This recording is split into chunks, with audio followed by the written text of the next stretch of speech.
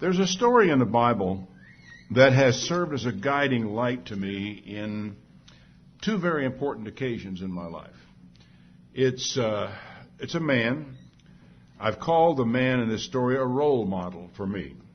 And he has provided that for me on some very important occasions. I've told this story before, but it's been a long time, and I think it needs updating.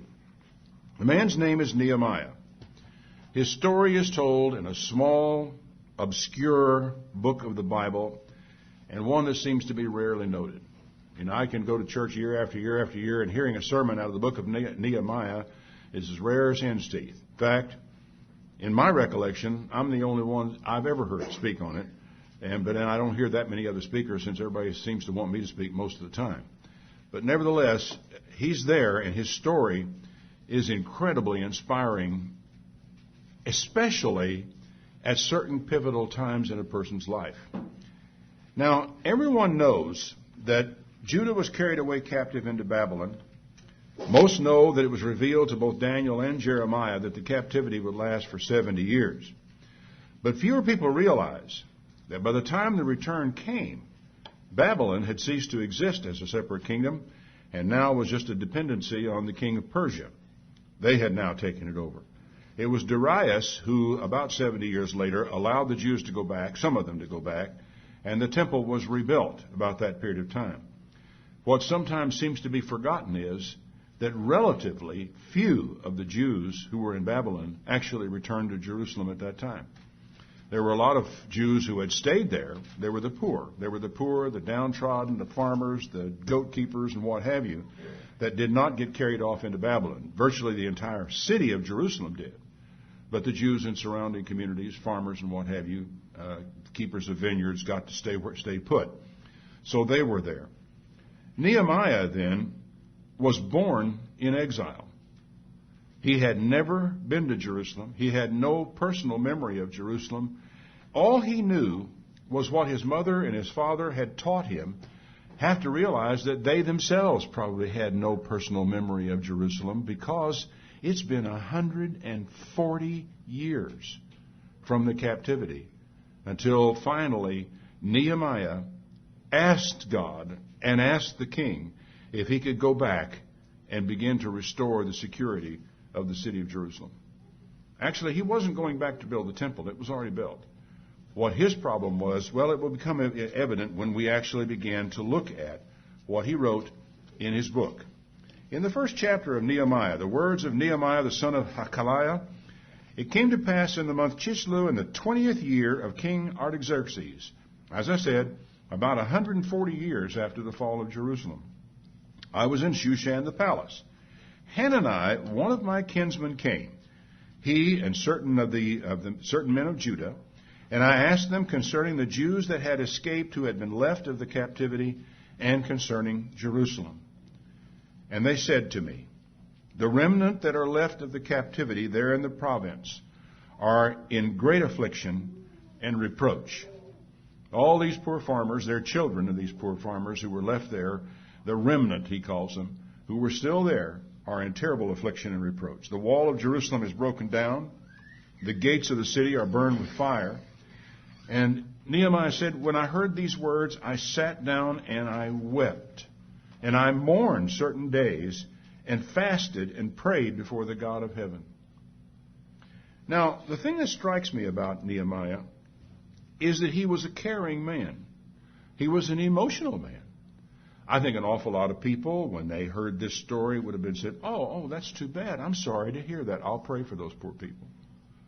And would have gone away and prayed for them. Or not, as the case may be. It would not have touched, I think, many people. It hit Nehemiah right to the core of his being. I get the impression reading it that his knees became weak. He had to sit down. And he wept. And he fasted then for certain days and prayed to God about what was happening. He had a good job as the king's wine steward. He was not a man in poverty himself. He was secure. Actually, there's every reason to think that the king knew him and liked him, because he was looking at him enough to recognize when Nehemiah was down in the mouth. An awful lot of kings would not give a hang how their wine steward felt on any given day. But he did. Well, anyway, I think we need to think about, if we had heard that kind of news from Jerusalem, what would our response have been? There were plenty of downtrodden and suffering people in the world of that day. In fact, I think there are more who were than who weren't in the world of that time. Why did this news hit this man so hard that he cried and couldn't even stand up? Had to recover himself later. What was it about it? I think it may have been ethnic identity, but I honestly think it was more than that. I think it was the identity of the faith that made this hit him so hard. Because it was not merely that these were his kinsmen who were suffering. It was his kinsmen in the faith who were suffering. In any case, it is the revealing of the heart of a man that we see here. A heart that I think seems less evident nowadays than it did then. Remember Paul wrote to the Galatians on one occasion, he said, "As we have therefore opportunity, let us do good to all men, especially to them who are of the household of faith." Now, it's a good thing to be involved in the community. It's a good thing, as you have done here, to participate in food drives and clothing drives and to contribute to PATH in the local community. It enhances the church's reputation. It's even a kind of evangelism. But it would seem strange, wouldn't it, if we really apply ourselves to the community and then neglect our own? But it's very easy to do. Nehemiah, I think, was torn right to his core of his being, not because somebody was suffering, because it was people like him in the faith, not just ethnically, who were suffering. And I think we need to give that some serious thought, to be sure that with all of our good works and all of our concern for the community, that we never forget to be concerned for our own, in whatever circumstance. In order for you to be able to be responsive to our own, you've got to know about them. You've got to know who they are. You've got to know where they live. You've got to know their circumstances, and you've got to realize when they're not here so that you can respond, so you can go visit. And I know as we all get a little older and become a little more sensitive to that as I get a little older, sometimes old people can live very lonely lives. And it's very important that we, for those of us who are of our household of faith, that we don't let them live that lonely life if we have anything we can do about it. That's off another subject. Now, the prayer of Nehemiah, which follows, shows a striking similarity, I think, to Daniel's earlier prayer, and I think it's also instructive for us.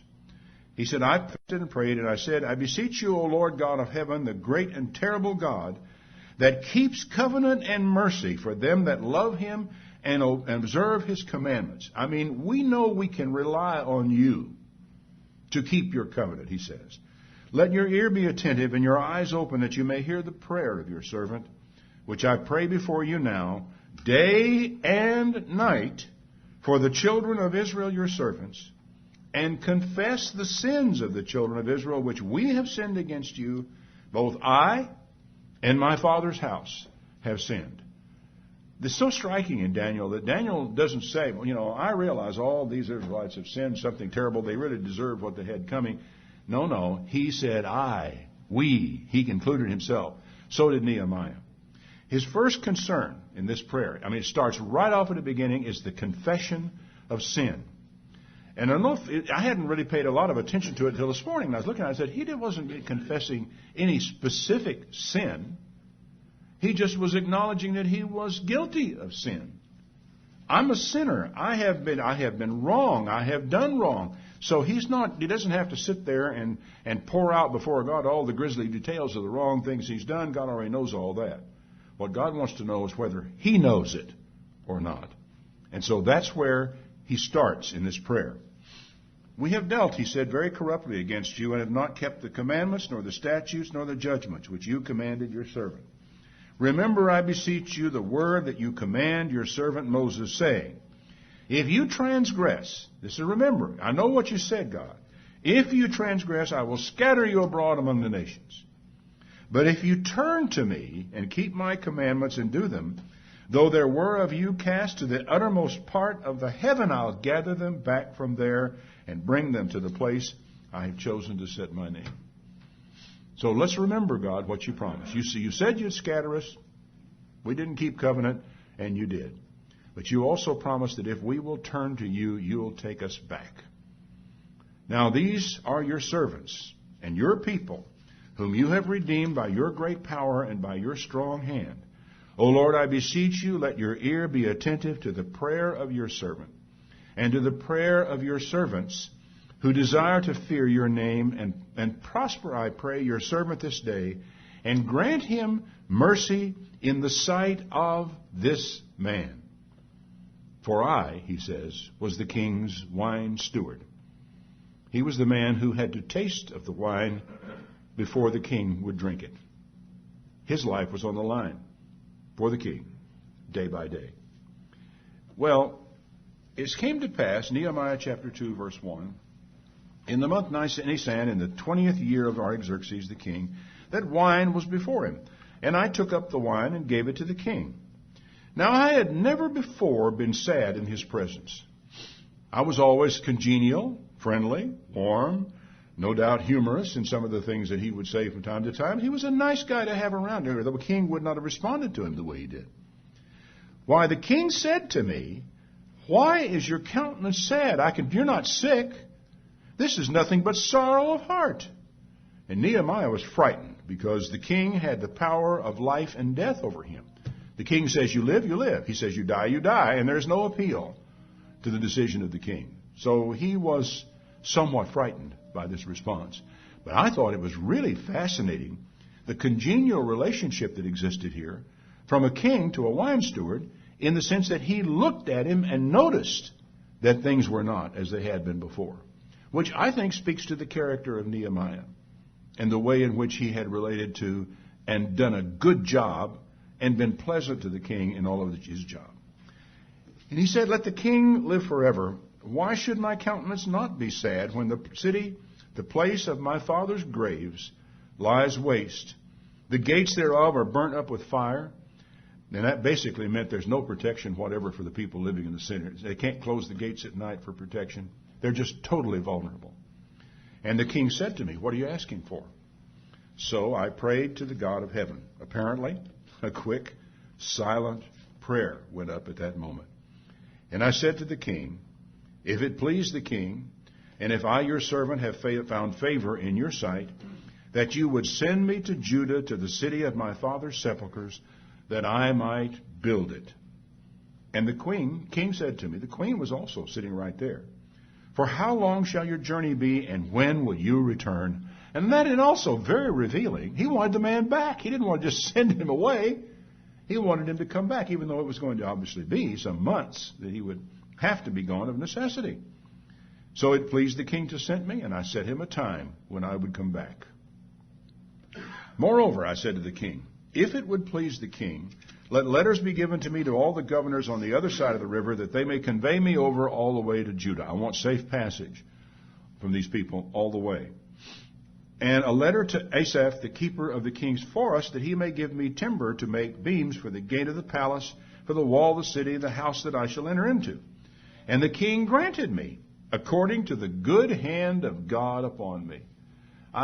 He's prayed, he's trusted God, and you think what this man, a wine steward, asked the king for. And the king did it.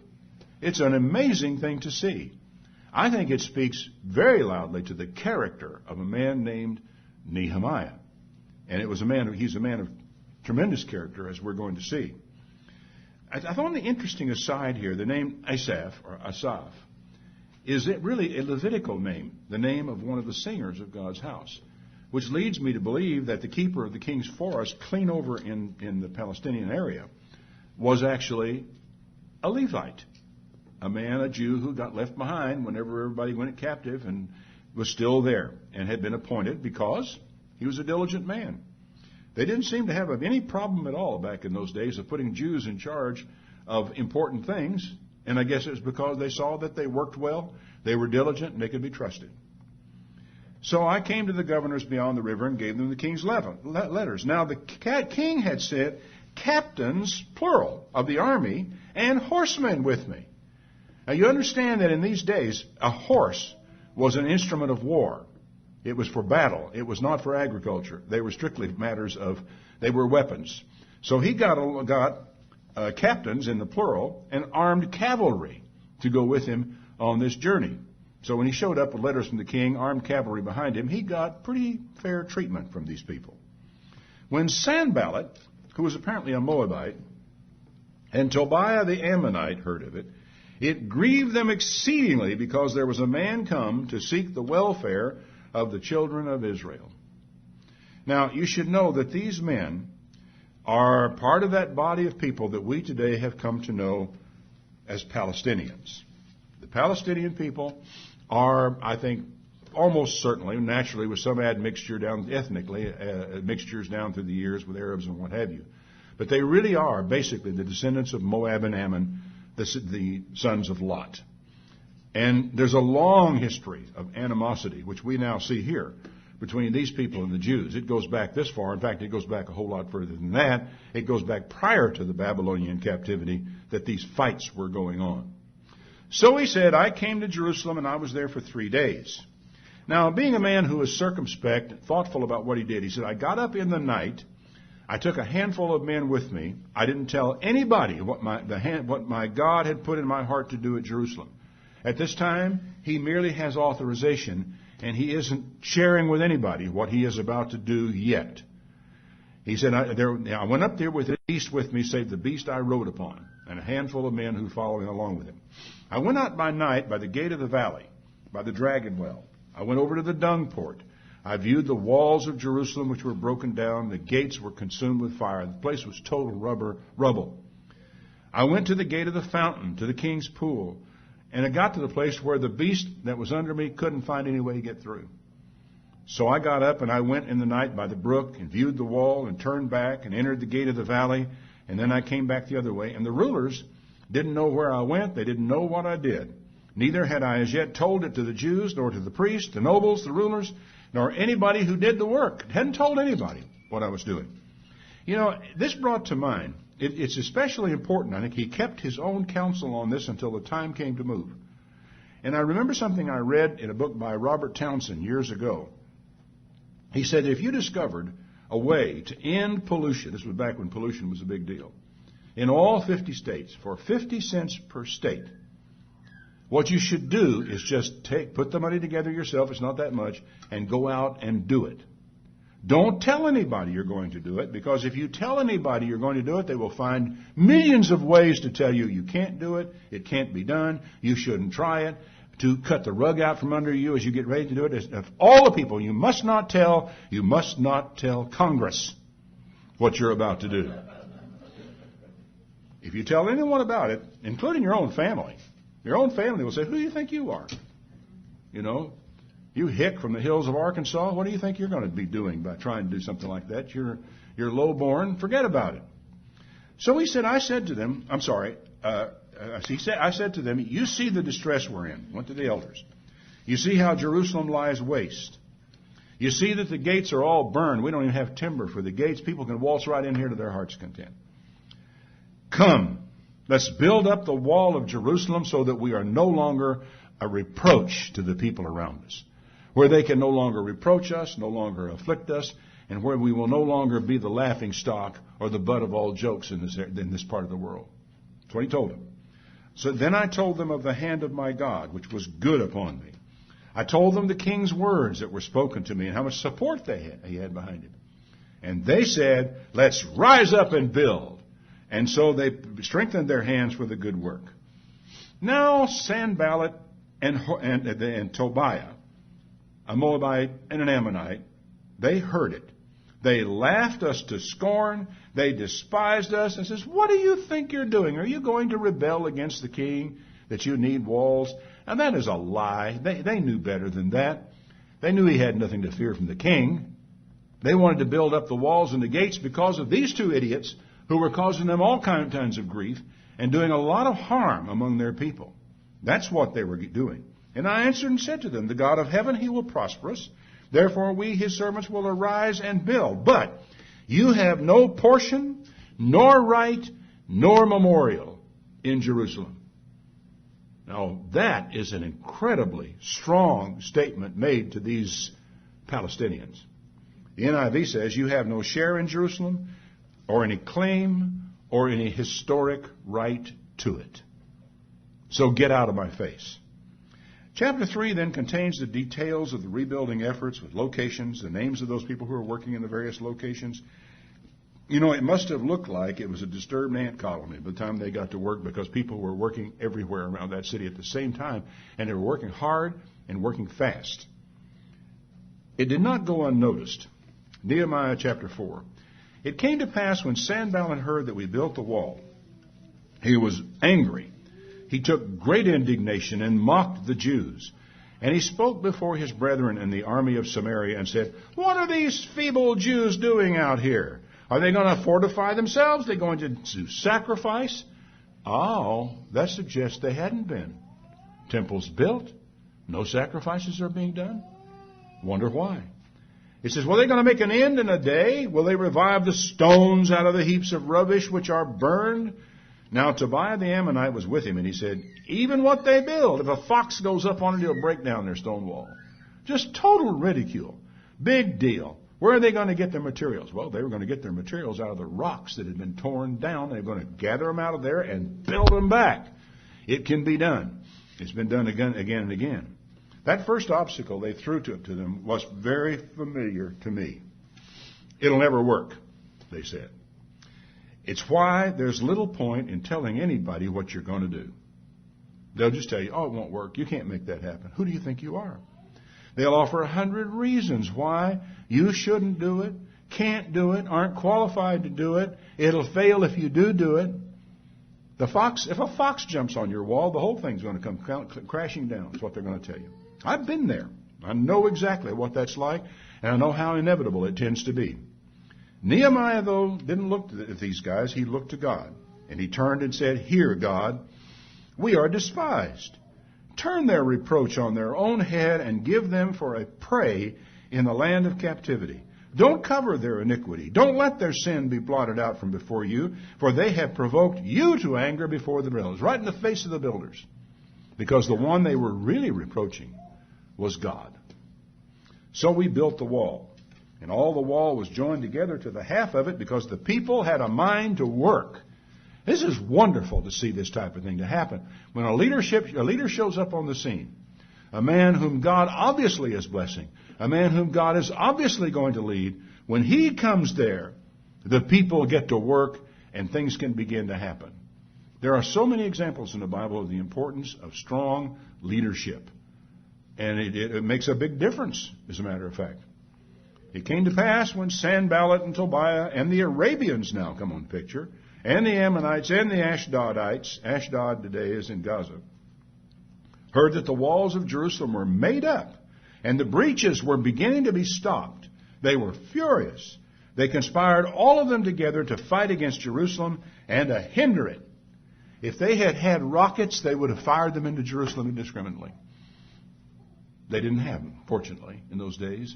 And what is really interesting to me is they didn't have what it took to really face the Jews down in combat face to face.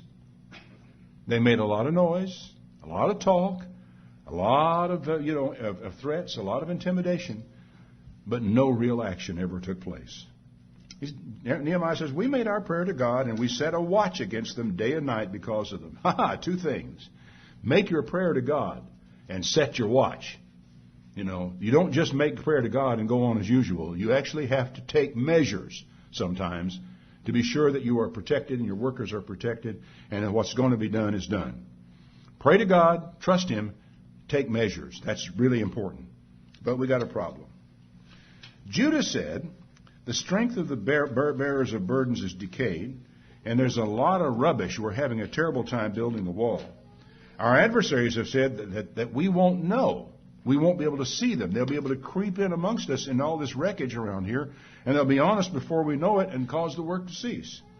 There's just too much rubble. So I said in the lower places behind the wall and on the higher places, I set the people after their families with their swords, their spears, and their bows." They all got their weapons out, every family, including the kids, and he perched them here and there to watch over what was taking place. And if the time came to fight, they would fight.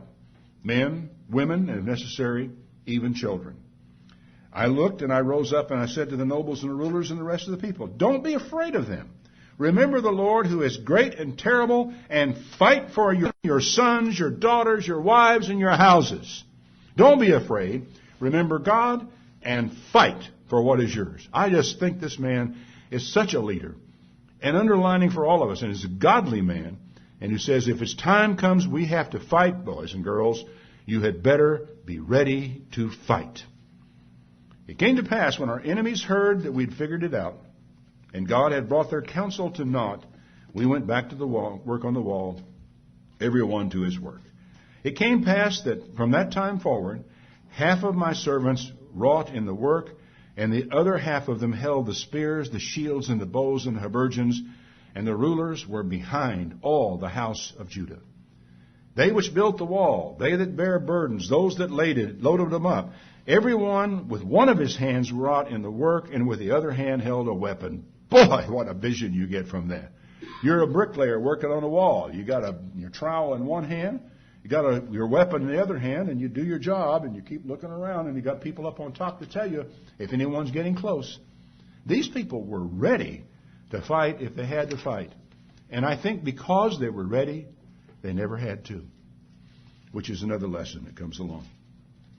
Anyhow, he said they built upon the wall, all these people, and also the guy that sounded the trumpet to alarm was right by my side. And so I said to the nobles and the rest of the people, the work is great and large, and we're separated upon the wall, one far from the other. In what place, therefore, you hear the sound of the trumpet, come together there. God will fight for us. He would, but that doesn't mean they weren't going to be expected to fight too. So we labored in the work. Half of them held the spears from the morning until the stars appeared. And likewise, the same set time I said to my people, let every one with his servant lodge within Jerusalem, that in the night they may be a guard to us, and labor in the day. So we all gather inside the city in the night, and we have our watch all set.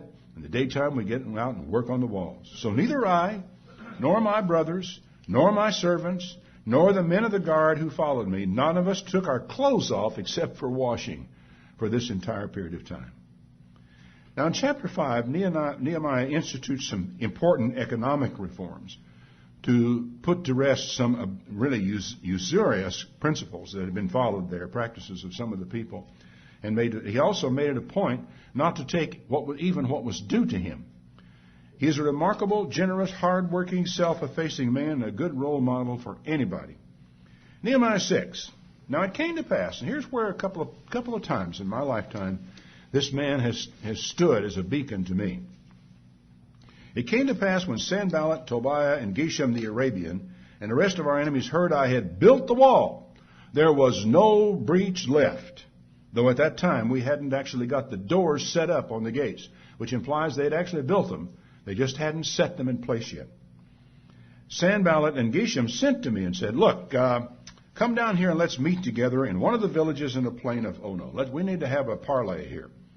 But they thought to do me mischief. He just saw through that right away. There is, it seems to me, in these people a singular lack of courage. They tried ridicule. They tried intimidation, just like their descendants, the Palestinians, do to this day. They were not willing to face the Jews in battle. Why? They're afraid. They knew they'd lose. But even now, the Palestinians will engage in suicide bombings and blind rocket attacks, which are of no strategic or tactical value at all. You think about it. They're not accomplishing anything with it. Terrorism does not accomplish any strategic or any tactical value. They have no value beyond propaganda and intimidation. And trying to intimidate Nehemiah was an exercise in futility. It was just not going to work. He said, I sent messengers to them saying this, I am doing a great work so that I can't come down. Why should the work cease while I leave it and come down and talk to the likes of you? That little verse right there was a guiding light to me on more than one occasion when I've had some hard decisions to make. When people wanted to talk, well, let's postpone this decision. You don't have to decide this right now. When there needs to be some more conversation about it. You know, I remember when I had one of the hardest decisions I ever had in my life, a decision to leave the former church organization back in 1978. We were living in Austin at the time. I was working on a PhD at the University of Texas. Friend, a very good friend, man I loved very much and thought the world of. He's long since died, but I still remember him fondly. He and his wife came down to visit Allie and I. They knew we were very troubled by various things and knew I was considering resigning. The plea was, don't do it now. Wait. This decision you're about to make will be financially ruinous to you. And, we listened, and we kept right on loving them even after that decision had been made, but it had no effect on us at all. And I've thought about that and wondered exactly why it didn't. Part of it was because I had, I think within the very short period of time before that, had read this section out of Nehemiah. And years ago, I believe that God called me to ministry. I believe that the fruits have borne it out. These are things that you don't have to believe but I'm simply telling them so you'll understand what motivates me and what kind of makes me feel the way I do. More than once, I have faced the question of whether I will pursue that ministry or allowed myself to be sidetracked for one reason or another. The first time it was a serious question, I had just read this verse. And I thought, I got a job to do. I'm not going to stop and sit around and talk about it. There's nothing to discuss. You don't, when you actually believe that you have been handed a ministry by God, and He has been given the gifts that go along with that ministry, what are you going to do? You can't, when somebody asks you to stop and to wait, what can you do? Well, if you really believe in it, you have to go straight for full speed ahead. I've had plenty of failures to confess to God myself. But thanks to Nehemiah, I have still been able to continue in this task because he served at that crucial moment a role model for me to saying, no, I am not going to delay the decision I have to make, which will ensure that I can continue with my ministry wherever God takes me with it, in order to sit around and wait to see what happens somewhere else. So I didn't. He said, they sent to me 4 times after this sort, and I answered them after the same manner. Then sent Sanballat his servant to me in like manner the 5th time with an open letter in his hand. Open letter? I guess that means it's available for everybody. Wherein it was written, it is reported among the heathen, even Gashmu says it, whoever he was, that you and the Jews think to rebel, and that's why you're building the wall, that you may be their king according to these words. And you have also appointed prophets to preach of you at Jerusalem, saying, there's a king in Judah. And now it's going to be reported to the king according to your words. We're going to tell the king what you're doing. So come on now, and let's take counsel together. Note, it was an open letter. It was a flagrant lie. Just a total lie. It is reported, they said. They made it up out of whole cloth. It is as current as today's newspapers. It goes on all the time. And it's really kind of hard for us sometimes to admit to ourselves that what we're reading in print, what we're hearing on television, is nothing but a flagrant lie. We have a hard time believing it because we let our own lie detectors become confused. Lies and intimidation are the currency of some people, and those people have got to be opposed wherever they are. So I sent to him saying, there's no such thing as you say. You have made it up out of your own heart.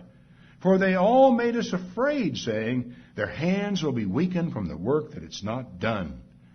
Now therefore, O God, strengthen my hands. He called the man a liar, said he made it up out of his own heart, and called it what it was, cheap intimidation. And it is a technique used down through all generations of man to this day to affect political outcomes in our society. Afterward, he said, I came into the house of Shemaiah, the son of Deliah, the son of Mahatabeel. He was closed up in his house. And he said, let's meet together in the house of God inside the temple. We can shut the doors in the temple because they're going to come to slay you. In fact, in the night they will come to slay you. So let's go on in the temple. And he said, Nehemiah said, should a man such as I am flee? And who is there, being as I am, would go into the temple to save his life? I have no business in there. I have no right to be in there. Is a man like me going to go in there to save his life? I will not go in. Courage. And a realization, you can't compromise at any point with these kinds of people. If you do. I perceived that God had not sent him. He pronounced this prophecy against me, for Tobiah and Sanballat had hired him. Therefore he was hired, that I should be afraid and do so and sin, that they might have a matter for an evil report, that they could reproach me. My God, he said, think upon Tobiah and Sanballat according to these their works. And listen to this. And on the prophetess Noadiah and the rest of the prophets that would have put me in fear. Even his own people. Even his own priests. Even his own prophets in his own synagogues or temple were trying to put him in fear. There were treasonous people there.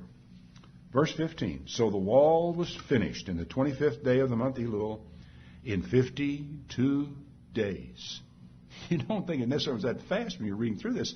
52 days they restored that wall because everybody and his dog, well, maybe the dogs were just watching, was working on that wall. It came to pass when our enemies heard it, and all the heathen about us saw these things, they were much cast down in their own eyes, for they finally perceived that this work was wrought of our God. Man, what a lesson. Moreover, in those days, the nobles of Judah sent many letters to Tobiah, and the letters of Tobiah came to them, for there were many in Judah who were sworn to him, because he was a son-in-law of somebody, and his son Johan had taken a daughter of one of the Jews. Also they reported his good deeds to me, and they uttered my words to him, and Tobiah sent letters trying to make me afraid. Just kept it up. And I'm sure there came a point in time where anything he thought came from Tobiah went straight in the trash, got burned.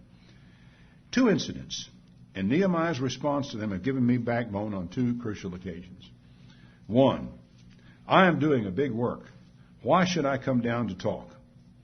2, should a man in my position cling to the altar to save his neck? I will not do it.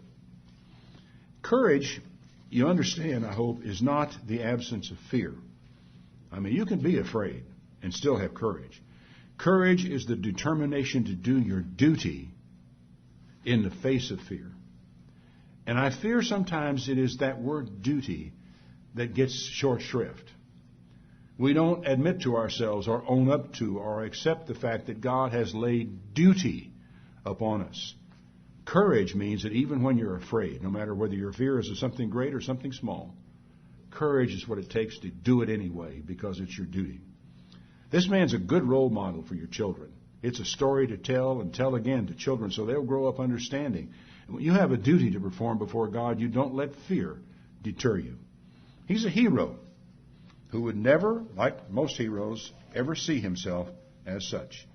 He was just a man who had a duty to fulfill, and he couldn't see himself doing anything else.